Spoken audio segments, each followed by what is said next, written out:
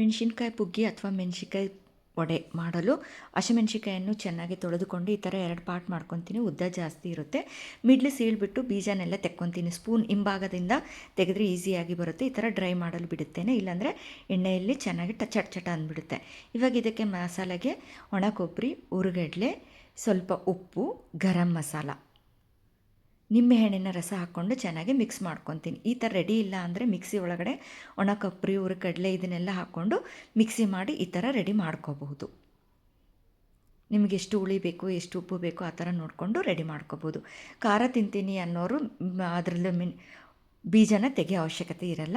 ನಮಗಿದು ಖಾರ ಬೇಡ ಅನ್ನೋದ್ರ ರುಚಿಗೆ ಈ ಥರ ಬೀಜನೆಲ್ಲ ತೆಕ್ಕೊಂಡು ಇದರೊಳಗೆ ಚೆನ್ನಾಗಿ ಸ್ಟಫಿಂಗ್ ಮಾಡಬೇಕು, ಒತ್ತಬೇಕು ಚೆನ್ನಾಗೆ, ಇಲ್ಲಾಂದರೆ ಅದರೆಲ್ಲ ಉದುರು ಬಿಡುತ್ತೆ. ಈ ಥರ ಎಲ್ಲ ರೆಡಿ ಆದ ನಂತರ ಎಣ್ಣೆಕಾಯಲ್ಲಿ ರೆಡಿ ಮಾಡ್ಕೋಬೇಕು.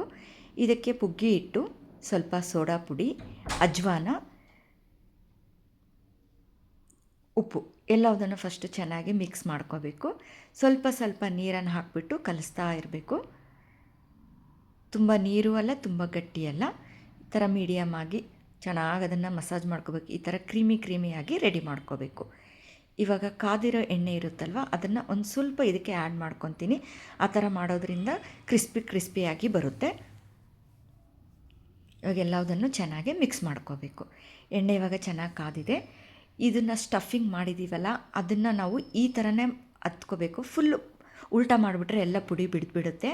ಈ ಥರ ಮಾಡೋದ್ರಿಂದ ಅರ್ಧ ಮೆಣಸಿನ್ಕಾಯಿನೂ ಫ್ರೈ ಆಗುತ್ತೆ, ಆ ಪುಡಿನೂ ಉದುರೋದಿಲ್ಲ.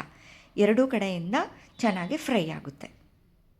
ಇಲ್ಲಾಂದರೆ ಫುಲ್ಲು ನಾವು ಹಿಟ್ಟು ಹತ್ಬಿಟ್ರೆ ಮೆಣಸಿನ್ಕಾಯಿ ಫ್ರೈ ಆಗಲ್ಲ, ಹಸಿ ಅನಿಸುತ್ತೆ. 1-2 ನಿಮಿಷ ಆದ ನಂತರ ಇದನ್ನು ಕೆಳಗೆ ಮೇಲೆ ಮಾಡ್ಕೋಬೇಕು. ಒಂದು ಕಡೆ ಚೆನ್ನಾಗಿ ಫ್ರೈ ಆಗಿರುತ್ತೆ, ಈ ಕಡೆ ಮೆಣಸಿನ್ಕಾಯಿ ಭಾಗನೂ ಚೆನ್ನಾಗಿ ಫ್ರೈ ಆಗಬೇಕು. ಒಂದೇ ಸಲ ಮಾಡೋಕ್ಕೆ ಆಗಿಲ್ಲ ಅಂತಂದ್ರೆ ಒಂದು ಸ್ಪೂನ್ ಅಥವಾ ಏನಾದರೂ ತೊಗೊಂಡು ಅದನ್ನು ಈ ಥರ ಒಂದೊಂದನ್ನಾಗಿ ಉಲ್ಟಾ ಮಾಡಿಕೊಂಡ್ರೆ ಆವಾಗ ಮೆಣಸಿನ್ಕಾಯಿನೂ ಚೆನ್ನಾಗಿ ಫ್ರೈ ಆಗುತ್ತೆ, ಒಳಗಡೆ ಹಸಿ ಅನಿಸಲ್ಲ. ಈ ಥರ ಸ್ಟಫಿಂಗ್ ಮಾಡೋದ್ರಿಂದ ಒಳಗಡೆ ಪುಡಿನೂ ಉದುರಲ್ಲ, ಮೆಣಸಿನ್ಕಾಯಿನೂ ಫ್ರೈ ಆಗುತ್ತೆ, ಮೇಲೆ ಹಿಟ್ಟೂ ಚೆನ್ನಾಗಿ ಫ್ರೈ ಆಗುತ್ತೆ. ನಿಮಗೆ ತುಂಬ ಕ್ರಿಸ್ಪಿಯಾಗಿ ಬೇಕಂದರೆ ಚೆನ್ನಾಗಿ ಕೆಂಪಗಾಗಿ ಮಾಡ್ಕೋಬೇಕು ಸ್ವಲ್ಪ, ಇಲ್ಲಾಂದರೆ ಒಂದು ಸ್ವಲ್ಪ ಆದ ತಕ್ಷಣ ತೊಗೋಬೋದು. ಇವಾಗ ಇದು ಚೆನ್ನಾಗಿ ರೆಡಿಯಾಗಿದೆ. ಎಣ್ಣೆ ಎಲ್ಲ ಚೆನ್ನಾಗಿ ಇಳಿಸ್ಕೊತಾ ಇದ್ದೀನಿ.